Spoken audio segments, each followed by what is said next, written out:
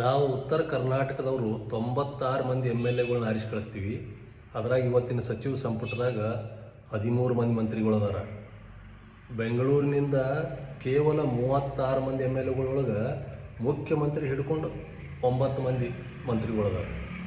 ನಾ ಈ ರಾಜಕೀಯದ ಮಾತು ಯಾಕೆ ಹೇಳಕತ್ತೀನಿ ಅಂದ್ರೆ, ಈ ಉತ್ತರ ದಕ್ಷಿಣದ ಭೇದ ಭಾವ ತಾರತಮ್ಯ ರಾಜಕೀಯ ದೃಷ್ಟಿಕೋನದಿಂದ ಹೇಳಿದ್ರೆ ನಮ್ಮ ಮಂದಿಗೆ ಹೆಚ್ಚು ಅರ್ಥ ಆಕತ್ತೆ ಅನ್ನೋ ಉದ್ದೇಶಕ್ಕಾಗಿ ಈ ರಾಜಕೀಯ ಬಳಸಕತ್ತೀನಿ. ಎಲ್ಲ ಆತ್ಮೀಯ ಬಾಂಧವರಿಗೆ ನಮಸ್ಕಾರ.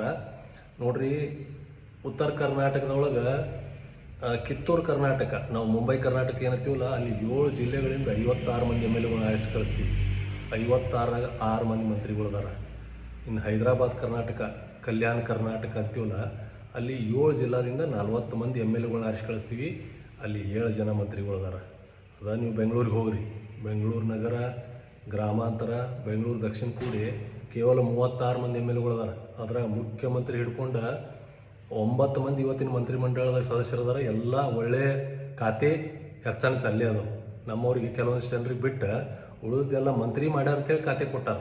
ಅಂಥ ಉಪಯೋಗದ ಖಾತೆನ ಹೆಚ್ಚು ಜನರಿಗೆ ಅದಾವು. ಇನ್ನು ಪಕ್ಷದ ರಾಜಕೀಯಕ್ಕೆ ಬರೋದು ನೋಡ್ರಿ, ಕಾಂಗ್ರೆಸ್ ಪಕ್ಷದಾಗ ಮುಖ್ಯಮಂತ್ರಿ DK ಶಿವಕುಮಾರ್, ಉಪಮುಖ್ಯಮಂತ್ರಿ G ಪರಮೇಶ್ವರ್ ಅವರು, ಆಮೇಲೆ ಪಕ್ಷದ ಅಧ್ಯಕ್ಷ ಶ್ರೀ BK ಹರಿಪ್ರಸಾದ್, ಇವರಷ್ಟರು ದಕ್ಷಿಣ ಕರ್ನಾಟಕದವರು.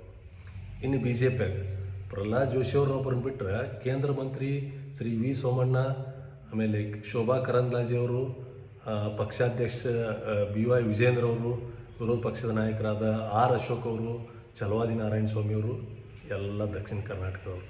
ಇನ್ನು JDS ಅಂತರೂ ಕೇಂದ್ರ ಸಚಿವ ಮಾಜಿ ಮುಖ್ಯಮಂತ್ರಿ HD ಕುಮಾರಸ್ವಾಮಿ ಅವ್ರದ್ದು ದಕ್ಷಿಣ ಕರ್ನಾಟಕದ ಪಕ್ಷ ಅಂತೇಳಿ ಎಲ್ಲರಿಗೂ ಗೊತ್ತಿರುವಂಥ ವಿಷಯ. ಪಕ್ಷದ ರಾಜಕೀಯ ಪ್ರಾಮುಖ್ಯತೆಯೊಳಗೂ ಉತ್ತರ ಕರ್ನಾಟಕಕ್ಕೆ ಭೇದ ಭಾವ ಐತಿ. ಇನ್ನು ಲಾಸ್ಟ್ ವಿಡಿಯೋದಾಗ ನಾ ಬಿಡದಿಗೆ UKPಗೆ ಕಂಪ್ಯಾರಿಸನ್ ಮಾಡಿದ್ದೆ. ಅದನ್ನು ಒಂದು ಸ್ವಲ್ಪ ಹೇಳ್ತೀನಿ. ಬಿಡದಿಗೆ ಈಗ ಒಂದು ತಿಂಗಳಿಂದ ಪ್ರತಿ ಎಕರೆಗೆ 2,50,00,000 ಪರಿಹಾರ ಕೊಡ್ತೀವಿ ಅಂದಿದ್ರು. ಈಗ ಕುಮಾರಸ್ವಾಮಿಯವರು, R ಅಶೋಕ್ ಅವರು ಅಲ್ಲಿಗೆ ಪಾದಯಾತ್ರೆ ಹೋಗೋಣ 1 ಎಕರೆಗೆ 3 ಕೋಟಿವರೆಗೆ ಪರಿಹಾರ ಕೊಡ್ತೀವಿ ಅಂತೇಳಿ ಒಂದು 15 ದಿನದಾಗ ಪ್ರತಿ ಎಕರೆಗೆ 50,00,000 ಸೇರಿಸಿದ್ರು. ಅದು ಏನು 1 ವರ್ಷದಿಂದ ನೋಟಿಫಿಕೇಶನ್ ಮಾಡ್ಯಾರ, ಈಗ ಪರಿಹಾರವೂ ಕೊಡ್ತೀವಿ ಅಂತಾರೆ.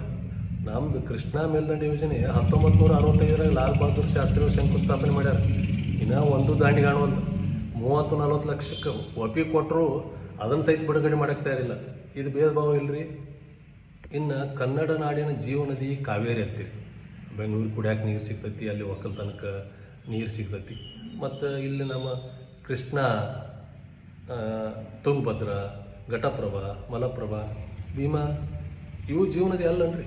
ಹಿಂಗೆ ಭಾವನಾತ್ಮಕ ತಾರತಮ್ಯ ಆಗೋದಿಲ್ಲ. ಅಲ್ಲಿ ಕೇವಲ 4 TMC ಆ ಕಾವೇರಿ ನಿಯಂತ್ರಣ ಮಂಡಳಿ ನೀರು ಬಿಡೋದು ಹೊತ್ನ್ಯಾಗ ಇಡೀ ಕರ್ನಾಟಕ ಬಂದ್ ಮಾಡ್ತೀವಿ ಉಗ್ರ ವೀರಾವೇಶದಿಂದ ಮಾತಾಡಿದ್ರು. ನಮ್ಮಲ್ಲಿ ಬರೀ ಕೃಷ್ಣಾ ನದಿಯಿಂದ ಒಂದರಿಂದನ ಕಳೆದ ವರ್ಷ 711 TMC ನೀರು ಹರಿದು ಕೆಳಗಿನ ರಾಜ್ಯಕ್ಕೆ ಹರಿದು ಹೋಗೈತಿ. ಮತ್ತು ಇದು ಒಂದು ತಾರತಮ್ಯ ಇಲ್ರಿ. ಅದ ನೀವು ನೀರು ಬಳಕೆ ಮಾಡೋಕ್ಕೊಂದು ಇದನ್ನು ವ್ಯವಸ್ಥೆ ಮಾಡ್ಕೊಂಡಿದ್ದೀರಂದ್ರೆ ಇಂಥ ಬರಗಾಲ ಬಿದ್ದ ಟೈಮ್ನಾಗ ಅವೆಲ್ಲ ಕಾಲುವೆ ಮುಖಾಂತರ ಅಟ್ಲೀಸ್ಟ್ ಒಂದು ಬೆಳೆ, ಆಮೇಲೆ ಜನ ಜಾನುವಾರುಗಳು ಕುಡಿ ನೀರು ಎಲ್ಲ ವ್ಯವಸ್ಥೆ ಹಾಕಿತ್ತಿಲ್ಲ. ಈ ಕಾವೇರಿ ಕೃಷ್ಣಾದೊಳಗೆ ಕಂಪ್ಯಾರಿಸನ್ದಾಗ ನೋಡ್ರಿ, ಅಲ್ಲಿ ಕಾವೇರಿ ನದಿ ಪಾತ್ರದಾಗ ಹಾರಂಗಿ ಡ್ಯಾಮ್ ಐತಿ, ಹೇಮಾವತಿ ಡ್ಯಾಮ್ ಐತಿ, ಕೃಷ್ಣರಾಜ ಸಾಗರ್, KRS ಡ್ಯಾಮ್, ಕಬಿನಿ ಎಲ್ಲ ಕೂಡಿ ಅವ್ರ ಸಂಗ್ರಹ ಕೆಪಾಸಿಟಿ ಎಷ್ಟು ಅದಾವ್ರಿ? 114.57 TMC ಅವ್ರ ಸಂಗ್ರಹ ಸಾಮರ್ಥ್ಯ ಅದ. ನಮ್ಮ ಕೃಷ್ಣಾ ಕ್ಯಾಚ್ಮೆಂಟ್ನಾಗ ರೀ ಭದ್ರಾ ಡ್ಯಾಮ್, TB ಡ್ಯಾಮ್ ಅಂದ್ರೆ Tungabhadra dam, Hidkal dam, Navil Teertha dam, Narayanapura dam, Almatti dam ಇವಿಷ್ಟು ಕೂಡಿ 422.45 TMC ಅಂದ್ರೆ ಕಾವೇರಿ 4 ಪಟ್ಟು ನೀರು ಹಿಡಿದಿರ್ತಾವೆ. ಅದ 524.25 ನಿಂದಿರ್ಸಿದ್ರೆ ಇನ್ನೂ ಒಂದು 100 TMC ಅಂದ್ರೆ 522 TMC ಮಟ್ಟ ಸ್ಟೋರೇಜ್ ಆಕೈತೆ, 5 ಪಟ್ಟು. ಮತ್ತು ನಮ್ಮದು ಜೀವನದಿ, ನಮ್ಮ ಉತ್ತರ ಕರ್ನಾಟಕಕ್ಕೆ ಮಧ್ಯ ಕರ್ನಾಟಕ ಹಿಡ್ಕೊಂಡು ಇದು ಕೃಷ್ಣಾ ಬೇಸಿನ್ ಅನ್ನೋದು ಭಯಂಕರ ದೊಡ್ಡ ವ್ಯಾಪ್ತಿ ಐತಿ. ಅದು ನೀವೇನು ಕಾವೇರಿಗೆ ಇಂಪಾರ್ಟೆನ್ಸ್ ಕೊಡ್ತೀರಿ ಕೊಡ್ರಿ, ಅದರ ಜೊತೆಗೆ ಇದಕ್ಕೆ ಸಲ್ತಕ್ಕಂಥ ಪ್ರಾಮುಖ್ಯತೆ ಕೊಡಬೇಕಾಕೈತಿ ಅನ್ನೋದೊಂದು ನಮ್ಮೆಲ್ಲರ ಅಭಿಪ್ರಾಯ. ಆಮೇಲೆ ಈ ಪ್ರಾದೇಶಿಕ ಅಸಮಾನತೆ ಅನ್ನೋದೊಂದು ಗೌರ್ಮೆಂಟ್ ಸ್ಪಾನ್ಸರ್ಡ್ ಸರ್ಕಾರಿ ಕೃಪಾ ಪೋಷಿತ ಒಂದು ಕಾರ್ಯಕ್ರಮ ನಡೆದೈತಿ. ಅದೇನಪ್ಪ ಅಂದ್ರೆ 3 ಅಕ್ಟೋಬರ್ 2000 ಇಸ್ವಿಯಾಗ ಅಂದಿನ ಮುಖ್ಯಮಂತ್ರಿ ಆಗಿದ್ದ SM ಕೃಷ್ಣ ಅವರು ಡಾಕ್ಟರ್ DM ನಂಜುಂಡಪ್ಪ ಅಂತೇಳಿ ಒಂದು ಅರ್ಥಶಾಸ್ತ್ರಜ್ಞ, GKVKದ ಮಾಜಿ ಕುಲಪತಿ ಅವ್ರ ನೇತೃತ್ವ ಒಂದು ಕಮಿಟಿ ನೇಮಕ ಮಾಡ್ತಾರೆ. ಅವ್ರದ್ದೇನು ಎಲ್ಲ ತಾಲೂಕುಗಳನ್ನು ಒಂದು ಘಟಕವಾಗಿ ಇಟ್ಕೊಂಡು ಅಭ್ಯಾಸ ಮಾಡಿರಿ, ಯಾವ ತಾಲೂಕು ಹಿಂದುಳಿದೈತಿ, ಯಾವ್ದು ಮುಂದುವರೆದೈತಿ, ಅದನ್ನು ಅಭ್ಯಾಸ ಮಾಡಿ ವರದಿ ಕೂಡ ಕೇಳ್ತಾರೆ. ಅದರ ಪ್ರಕಾರ ಅವರು 25/6/2002 ವರದಿ ಕೊಡ್ತಾರೆ. ಆ ವರದಿ ಒಳಗೆ ಅವ್ರು 4 ಕ್ಲಾಸಿಫಿಕೇಷನ್ ಮಾಡ್ತಾರೆ ತಾಲೂಕುಗಳನ್ನು. ಅತ್ಯಂತ ಹಿಂದುಳಿದ ಅಂದ್ರೆ ಮೋಸ್ಟ್ ಬ್ಯಾಕ್ವರ್ಡ್, ಆಮೇಲೆ ಅತಿ ಹಿಂದುಳಿದ ಮೋರ್ ಬ್ಯಾಕ್ವರ್ಡ್, ಇದ್ರಾಗ 40 ತಾಲೂಕು. ಬ್ಯಾಕ್ವರ್ಡ್ ಅಂದರೆ ಹಿಂದುಳಿದ ತಾಲೂಕುಗಳು, ಇದರಾಗ 35 ತಾಲೂಕು. ಮುಂದುವರಿದ ಡೆವಲಪ್ಡ್, ಇದ್ರಾಗ 61 ತಾಲೂಕು. ಈ ತಾಲೂಕುಗಳೊಳಗೆ ಅತ್ಯಂತ ಹಿಂದುಳಿದ, ಅತಿ ಹಿಂದುಳಿದ ಎಲ್ಲ ಏನಿದಾವಲ್ಲ, ಮುಂಬೈ ಕರ್ನಾಟಕ ಆಮೇಲೆ ಹೈದರಾಬಾದ್ ಕರ್ನಾಟಕದಾಗನ ಹೆಚ್ಚಿನ ತಾಲೂಕು ಬರುವಂಥವ್ರು. ಅದ್ರಾಗ ನಿಮ್ಗೆ ಹೇಳ್ಬೇಕಂದ್ರೆ ಅತ್ಯಂತ ಹಿಂದುಳಿದೊಳಗೆ ನಮ್ಮ ಬಿಜಾಪುರ ಬಾಗಲಕೋಟೆ ಜಿಲ್ಲಾದಾಗ ಇಂಡಿ, ಸಿಂದಗಿ, ಬಸವನ ಬಾಗೇವಾಡಿ, ಮುದ್ದೇಬೇಳ, ಬೀಳಿಗೆ. ಅತಿ ಹಿಂದುಳಿದೊಳಗೆ ಬದಾಮಿ, ಹುನಗುಂದ. ಹಿಂದುಳಿದ ತಾಲೂಕು ಒಳಗೆ ವಿಜಯಪುರ, ಮುಧೋಳ. ಮುಂದುವರಿದ ತಾಲೂಕೊಳಗೆ ಬಾಗಲಕೋಟೆ ಮತ್ತು ಜಮಖಂಡಿ. ಅವರೊಂದು ಮಾನದಂಡ ರೂಪಿಸಿರ್ತಾರೆ. ಆ ಮಾನದಂಡ ಪ್ರಕಾರ ಅಭ್ಯಾಸ ಮಾಡಿ ಒಂದು ಕುಡಿಯುವ ನೀರು, ಶಿಕ್ಷಣ, ಆರೋಗ್ಯ, ಸಾರಿಗೆ ಸಂಪರ್ಕ ಇವನ್ನೆಲ್ಲ ಒಂದು ಮಾನದಂಡ ಇಟ್ಕೊಂಡು ಅವ್ರು ಅಭ್ಯಾಸ ಮಾಡಿ ವರದಿ ಕೊಟ್ಟಿರ್ತಾರೆ. ಇದಕ್ಕಾಗಿ ಈ 2002 ಬಂದ ರಿಪೋರ್ಟ್ 2007-08 ಅವ್ರು ನಂಜುಂಡಪ್ಪ ಅವ್ರು 2005 ನಿಧನ ಆಕ್ಕಾರ. 2007-08ರಿಂದ 2022-23 ಅಂಕಿಅಂಶ ಐತಿ. 32,000 ಕೋಟಿ ಖರ್ಚು ಮಾಡ್ಯಾರ ಪ್ರಾದೇಶಿಕ ಅಸಮಾನತೆ ನಿವಾರಣೆಗಾಗಿ. ಇದಲ್ಲದೆ ಸಿದ್ದರಾಮಯ್ಯನವರು ಮುಖ್ಯಮಂತ್ರಿ ಆದಮೇಲೆ ಮತ್ತೇನು ಮಾಡ್ತಾರೆ, 16 ಮಾರ್ಚ್ 2024 ಮತ್ತೊಬ್ಬ ಆರ್ಥಿಕ ಶಾಸ್ತ್ರಜ್ಞ ಪ್ರೊಫೆಸರ್ ಎಂ ಗೋವಿಂದರಾವ್ ಅನ್ನೋರ ನೇತೃತ್ವದಾಗ ಮತ್ತೊಂದು ಸಮಿತಿ ಮಾಡ್ತಾರೆ. ಆ ಸಮಿತಿ ಜನವರಿ 31, 2026 ಇದೇ ವರ್ಷನ ವರದಿ ಕೊಡ್ತೈತಿ. ಅವಾಗ 175 ತಾಲೂಕಿಗೆ 236 ಆಗ್ಯಾವು. ಅವ್ರೇನು ಮಾಡ್ತಾರೆ, ಅತ್ಯಂತ ಹಿಂದುಳಿದ, ಅತಿ ಹಿಂದುಳಿದ, ಕಡಿಮೆ ಅಭಿವೃದ್ಧಿ ಹೊಂದಿದ ಹಾಗೂ ಅಭಿವೃದ್ಧಿ ಹೊಂದಿದ ಅಂತೇಳಿ 4 ಕ್ಲಾಸಿಫಿಕೇಷನ್ ಮಾಡ್ತಾರೆ, 4 ವರ್ಗೀಕರಣ. ಇವ್ರ ಕೆಲಸ ಏನಿರ್ತೈತಿ, ನಂಜುಂಡಪ್ಪ ವರದಿ ಒಳಗಿನ ಕೊಟ್ಟ ರಿಪೋರ್ಟ್ ಪ್ರಕಾರ ಅಲ್ಲಿ ಅನುಷ್ಠಾನ ಆಗಕ್ಕತ್ತಿಲ್ಲೋ ಮತ್ತು ಏನು ಮಾಡಬೇಕು ಅನ್ನೋ ಇವರು ಅದರ ಮತ್ತು ಪೌಷ್ಟಿಕತೆ, ಆಮೇಲೆ ಅದರ ಅನುಷ್ಠಾನದ ವರದಿ, ಶಿಕ್ಷಣ, ಕಾಲೇಜು ಇವನ್ನೆಲ್ಲ ಅಭ್ಯಾಸ ಮಾಡಿ ಪ್ರತಿಯೊಂದು ಕ್ಯಾಟಗರಿ ಒಳಗೆ 59 ತಾಲೂಕು ಹಾಕ್ತಾರೆ. ಹಾಕಿ ಮತ್ತು ವರದಿ ಕೊಟ್ಟರು. ನಾವು ಅನ್ನೋದೇನು, ಈ ಪ್ರಾದೇಶಿಕ ಅಸಮಾನತೆ ಐತೆ ಅನ್ನೋದಂತೂ ಗೊತ್ತೈತಿ, ಎಲ್ಲ ಕಣ್ಣಿಗೆ ಕಾಣುವಂಥದ್ದು. ಉತ್ತರ ಕರ್ನಾಟಕದ ಪರಿಸ್ಥಿತಿ ಬೇರೆ ಐತಿ, ದಕ್ಷಿಣ ಕರ್ನಾಟಕದ ಬೇರೆ ಐತಿ. ಉತ್ತರ ಕರ್ನಾಟಕದಾಗ ಇಷ್ಟೆಲ್ಲ ಹೇರಳ ಸಂಪನ್ಮೂಲ, ನೀರಿನ ಸಂಪನ್ಮೂಲ ಅದ್ರಾಗ ಲಭ್ಯತೆ ಇದ್ದರೂ ಪೂರ್ಣ ಪ್ರಮಾಣದಾಗ ಉಪಯೋಗ ಮಾಡ್ತಾಯಿಲ್ಲ.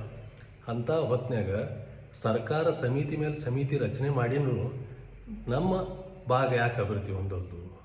ನಮ್ಮ ಮಂದಿ ನೀವೆಲ್ಲಿ ಹೋಗ್ತೀರಿ ನೋಡ್ರಿ, ಗೋವಾ, ಬೆಂಗಳೂರು, ಮೈಸೂರು, ಮಂಗಳೂರು, ಉಡುಪಿ ಎಲ್ಲ ಕಡೆ ದುಡಿ ಮಂದಿ ನಮ್ಮಲ್ಲಿ ಯಾದಗಿರಿ, ಲಿಂಗಸೂರ, ಕೊಪ್ಪಳ ಇವರೇ ಇರ್ತಾರೆ. ಮತ್ತು ಇಲ್ಲಿ ಅಭಿವೃದ್ಧಿ ಆಗಿದ್ರು ಇವ್ರು ಯಾಕೆ ದುಡಿಯಾಕೆ ಹೋಗಿದ್ರು? ಇಲ್ಲಿ ಜಮೀನಿಗೆ ನೀರು ಕೊಟ್ಟಿದ್ರು ಇವ್ರು ಯಾಕೆ ದುಡಿಯಾಕೆ ಹೋಗಿದ್ರು? ಮತ್ತು ಏನಪ್ಪ ಇಲ್ಲೇನು ಅಭಿವೃದ್ಧಿ ಮಾಡೋಕ್ಕೆ ಅವಕಾಶ ಇಲ್ಲ, ದುಡ್ಡಿಲ್ಲ, ಬರೀ ಗ್ಯಾರಂಟಿ ಕೊಟ್ಟು ನಾವು ಖಾಲಿಯಾಗಿ ಅನ್ನಂಗೆ ಐತನ್ರಿ. ಈ ಸರ್ಕಾರ ಏನು ಮಾಡಕತ್ತಿ, ಇವತ್ತಿಗೆ ಒಂದು 18,000 ಕೋಟಿ ಅಂದಾಜಿಂದು 16.75 ಕಿಲೋಮೀಟ್ರ್ ಟನಲ್ ರೋಡ್ ಮಾಡಕತ್ತೈತಿ ಬೆಂಗಳೂರಾಗ. ಆಮೇಲೆ 18ರಿಂದ 20,000 ಕೋಟಿ ಅಂದಾಜಿಂದ ಒಂದು ಬಿಡದಿ ಟೌನ್ಶಿಪ್, 9,000 ಎಕರೆ ಅಂದಾರ. ನಂತರ 20,000 ಕೋಟಿ ರೂಪಾಯಿ ಅಂದಾಜು ಬೆಂಗಳೂರಿನ ಮಾದಾವರ ತನಕ ಮೆಟ್ರೋ ಐತಿ, ಅದನ್ನು ತುಮಕೂರು ತನಕ ಎಕ್ಸ್ಟೆಂಡ್ ಮಾಡೋರು. ಆಮೇಲೆ ಒಂದು 10,000 ಕೋಟಿ ಅಂದಾಜಿಂದು ಇನ್ನೊಂದು ಸೆಕೆಂಡ್ ಇಂಟರ್ನ್ಯಾಷನಲ್ ಏರ್ಪೋರ್ಟ್ ಮಾಡೋರು. ಆಮೇಲೆ ಈಗ ಮೇಕೆದಾಟಿಗೆ ಸೆಂಟ್ರಲ್ ಗೌರ್ಮೆಂಟ್ ತಕರಾರು ಇಲ್ಲ ಅಂದಮೇಲೆ ಅದಕ್ಕೊಂದು 9,000 ಕೋಟಿ ಖರ್ಚು ಮಾಡಿ ಒಂದು 60 TMC ನೀರು ಹಿಡಿದಾಗ ಕಾವೇರಿಗೆ ಇನ್ನೊಂದು ಡ್ಯಾಮ್ ಕಟ್ಟವ್ರು. ಮತ್ತು 2,350 ಕೋಟಿ ಖರ್ಚು ಮಾಡಿ ಬೆಂಗಳೂರಿನ ಆಣೆಕಲ್ ಹತ್ರ ಇನ್ನೊಂದು ಅಂತಾರಾಷ್ಟ್ರೀಯ ಕ್ರಿಕೆಟ್ ಸ್ಟೇಡಿಯಂ ನಿರ್ಮಾಣ ಮಾಡೋದು. ಇವು ಅಭಿವೃದ್ಧಿ ಕೆಲಸ ಅಲ್ಲಿ ಆದಂಗೆ ಇವೇನದವಲ್ಲ. ಆಲ್ರೆಡಿ ಎಲ್ಲ ರಸ್ತೆ, ನೀರು, ಶಿಕ್ಷಣ, ಆರೋಗ್ಯ ಎಲ್ಲ ಆದಮೇಲೆ ನೀವು ಮುಂದಿನ ಅಭಿವೃದ್ಧಿ. ನಮ್ಮಲ್ಲಿ ಮುಖ್ಯವಾಗಿ ನೀರು, ಆರೋಗ್ಯ ಇವಿಲ್ಲೇ ಇಲ್ಲ. ಯಾಕಂದ್ರೆ ಕಲುಷಿತ ನೀರು ಕುಡಿದು ನಮ್ಮ ಮಂದಿ ಇನ್ನೂ ಜೀವ ಕಳ್ಕೊಳಕತ್ತಾರೆ. ಮತ್ತು ಹೆಂಗೆ ರೀ, ಇನ್ನೂ ದುಡ್ಯಾಕೂ ಹೋಗಬೇಕು, ಬೇರೆ ಕಡೆ ಆಮೇಲೆ ಕುಡಿಯೋಕೆ ನೀರು ಸರಿ ಇಲ್ಲ ಅಂದ್ರೆ ಇದು ಉತ್ತರ ಕರ್ನಾಟಕ ದಕ್ಷಿಣ ಕರ್ನಾಟಕ ಭೇದ ಭಾವ ಹೌದಿಲ್ಲ ರೀ. ಮತ್ತು ನೀವು ನಂಜುಂಡಪ್ಪ ಈ ಗೋವಿಂದರಾವ್ ಸಮಿತಿ ಅಂತ 10 ಸಮಿತಿ ಮಾಡಿದ್ರೂ ಇಲ್ಲಿ ಅಭಿವೃದ್ಧಿ ಮಾಡೋ ಇಚ್ಛಾಶಕ್ತಿ ಇರಲಿಲ್ಲ ಅಂದ್ರೆ ಅದು ಏನಾಗುತ್ತೆ ನೀವು ವಿಚಾರ ಮಾಡಿರಿ. ಆಮೇಲೆ ಇವೆಲ್ಲ ನಂಜುಂಡಪ್ಪ ವರದಿ ಒಳಗೆ ಕ್ಲಾಸಿಫಿಕೇಷನ್ನ ಏನು ಅಭ್ಯಾಸ ಮಾಡಿದರು, ಏನು ರಿಪೋರ್ಟ್ ಕೊಟ್ಟರು, ಗೋವಿಂದರಾವ್ ಸಮಿತಿ ಒಳಗೆ ಕ್ಲಾಸಿಫಿಕೇಷನ್ ಏನು ಮಾಡಿದರು, ಅವ್ರು ಏನು ಅಭ್ಯಾಸ ಮಾಡ್ತಿದ್ರು ಎಲ್ಲ ನಾ ಈ ವಿವರವನ್ನು ಇದ್ರ ಜೊತೆ ಇರುವ ಲೇಖನದಾಗ ಹಾಕೀನಿ. ತಾವು ಅದನ್ನು ನೋಡಿರಿ, ತಮಗೆ ಅನಿಸಿಕೆಗಳನ್ನ ವ್ಯಕ್ತಪಡಿಸಿ. ನಮಸ್ಕಾರ.